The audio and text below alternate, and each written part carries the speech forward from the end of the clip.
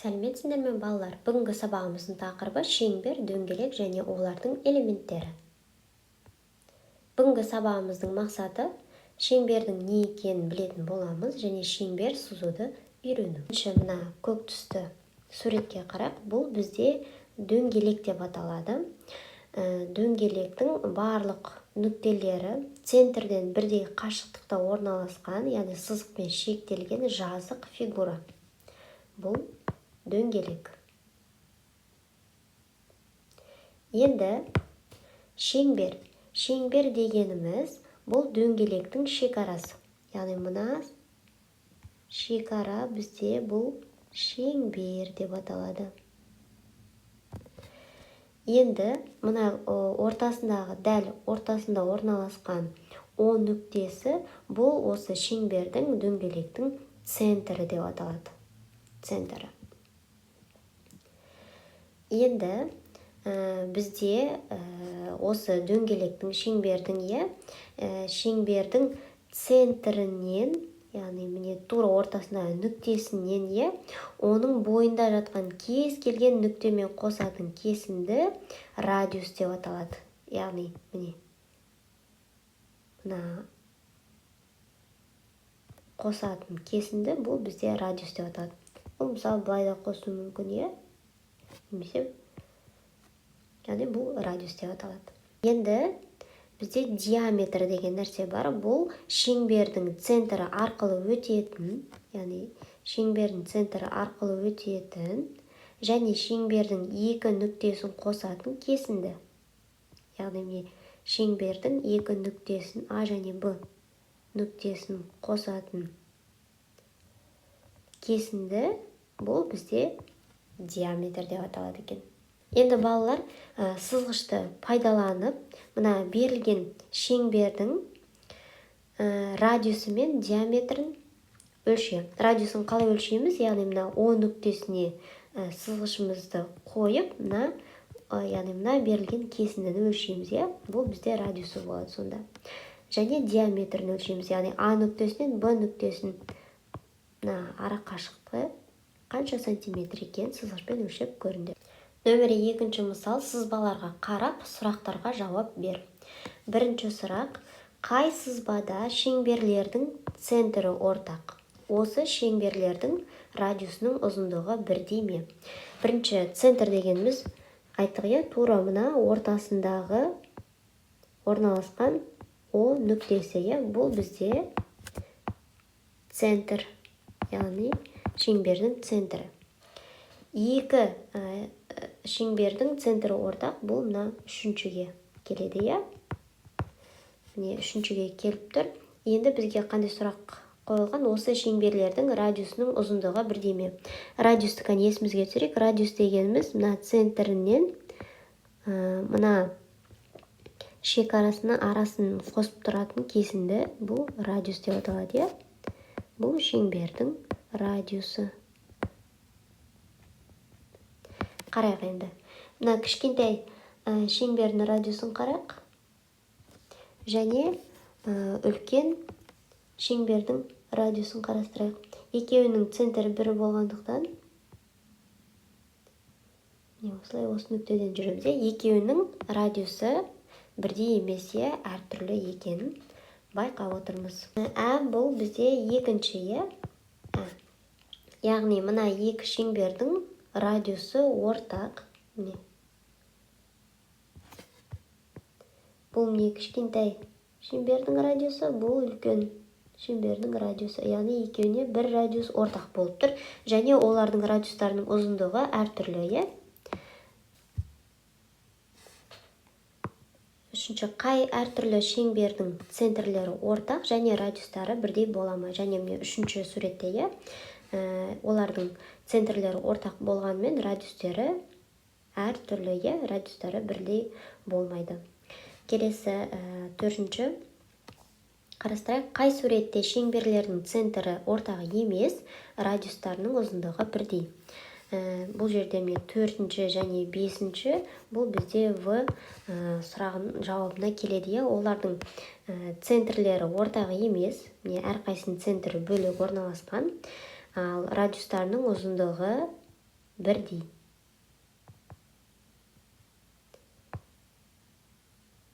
Өйткені мына екі шеңбер бірдей, Және мына бесінші суретте де центрлері әртүрлі орналасқан, ал радиустері бірдей. Келесі, қай суретте шеңберлердің центрі ортақ емес және радиустарының ұзындығы әртүрлі. Яғни, енді бізде центрі ортақ емес.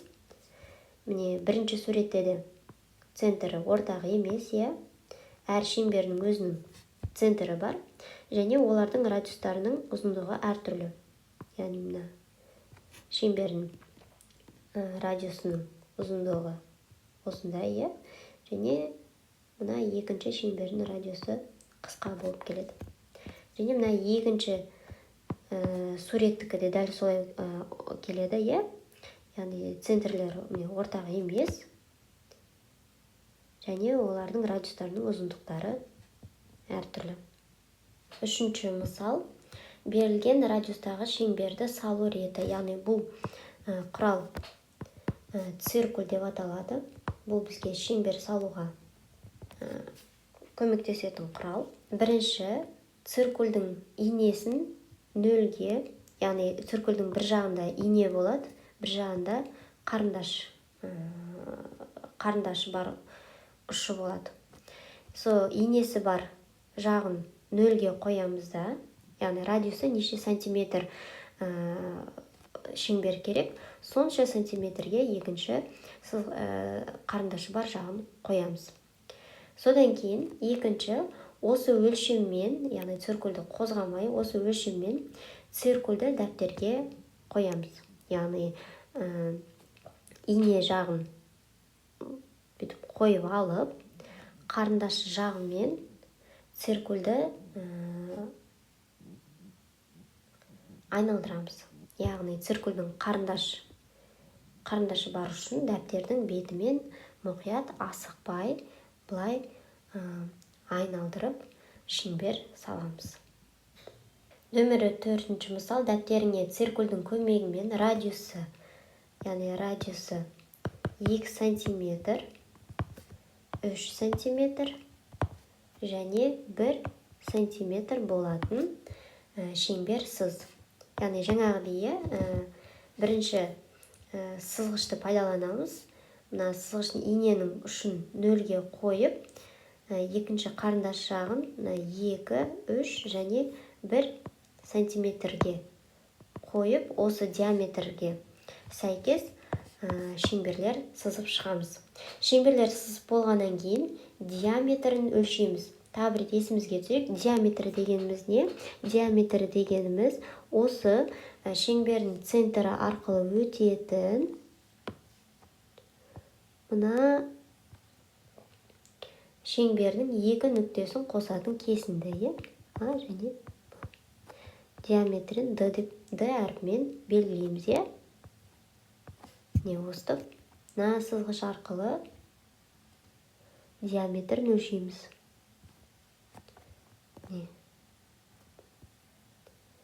Сендерде дәптердегі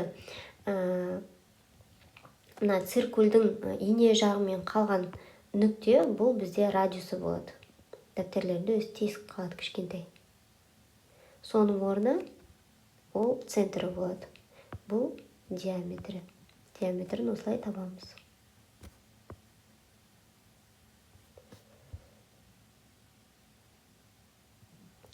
Енді бұл бізде диаметрия. Енді сендерге не істеңдер дейді? Оның радиусы екеуін салыстырыңдар. Әр қайсының радиусында өлшеп шығамыз да, оларды салыстырамыз.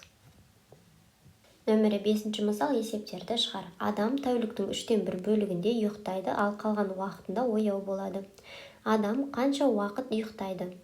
Қанша уақыт ояу болады?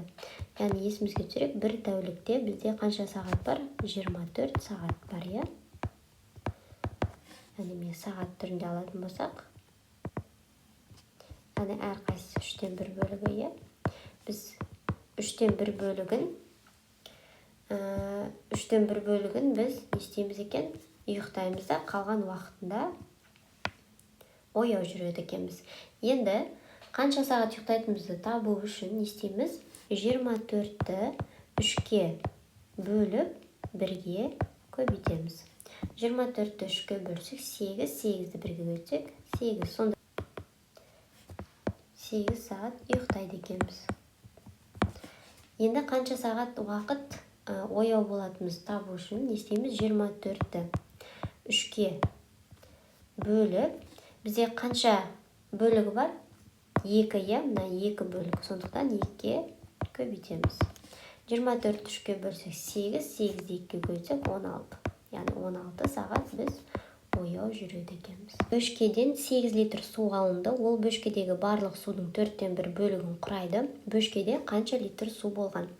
Яғни бөшкедегі судың 4-тен 1 бөлігі 8 литрге тең екен. Яғни бөшкені 4 бірдей бөлікке бөлеміз. Әр бөлігі 8 литрден. Енді барлығын табу үшін, яғни бөшкеде барлығы қанша литр су болғанын табу үшін не істейміз? Яғни 8-ді 1-ге бөлеміз де 4-ке көбейтеміз. 8-ді 1-ге бөлсек 8, 8 4-ке көбейтсек 32 литр. Сонда бөшкеде барлығы 32 литр су. Нөмір 6-шы мысал есепте. 415 пен 37-нің қосындысын бірден баған түрінде орындайық. Бірлікті бірлікке, ондықты ондыққа қосамыз. Бірліктерге қосамыз. 5 пен 7-нің қосындысы 12, екісін жазамын, бірі ойда. 1-ді 3-ке қосам 4, ойымдағы мен 5. 4-дің өзін сүреміз. Сонда 415 пен 37-нің қосындысы 452-ке тең. Келесі 552 қосылған 379. Бірлікті бірлікке, ондықты ондықты, жүздікті жүздікке қосамыз. Бірліктерден бастап қосайық. 2 мен 9-ның қосындысы 11, бірін жазамын, бірі ойда. 5-ке 7-ні қосамыз 12, ойымдағы мен 13, 3-ін жазамын, бірі ойда. 5-ке 3-ті қосамыз 8, ойымдағы мен 9. 552 мен 379-ның қосындысы 931-ге тең. 505 алынған 317. 5-тен 7-ні алмаймын, 0-ден сұрай алмаймын, сондықтан 5 жүздіктен сұраймыз. 5 жүздіктен 1 жүздік сұрадық. Бұл жерде енді 9 ондық, сонда бұл жерде 15 енді.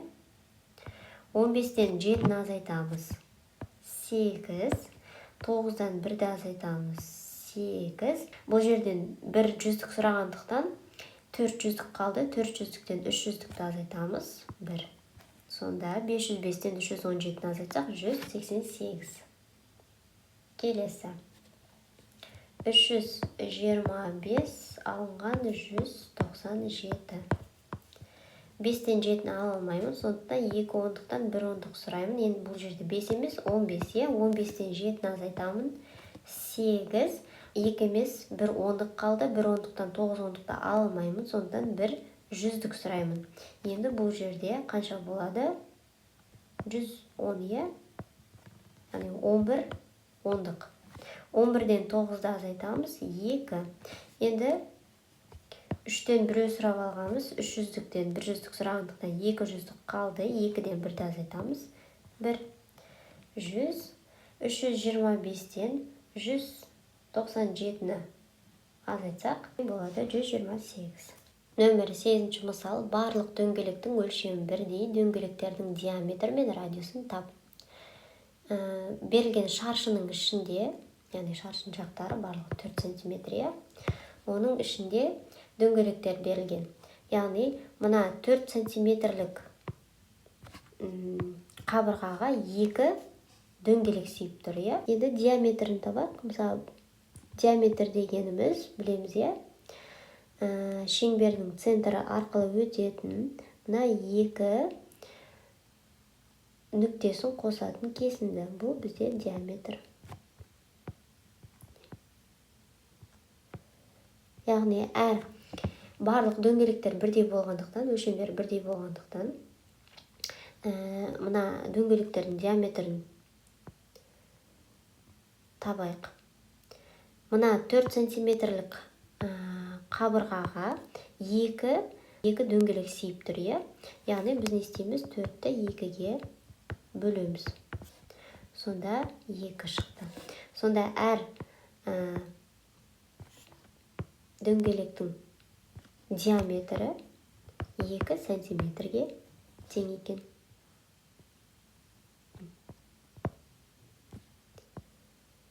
Енді бізге осы дөңгелектердің радиусын табу керек. Радиусы бұл диаметрінің дәл тең жартысы екенін білеміз. Сондықтан диаметрді не істейміз? 2-ге бөлеміз. Яғни міне, мына тең жартысы бұл радиусы, Сонда диаметрді 2-ге бөлеміз. Сонда 1 сантиметр. Сонда радиусы, берілген шеңберлердің радиусы 1 сантиметрге тең екен. Яғни радиусы 1 сантиметр.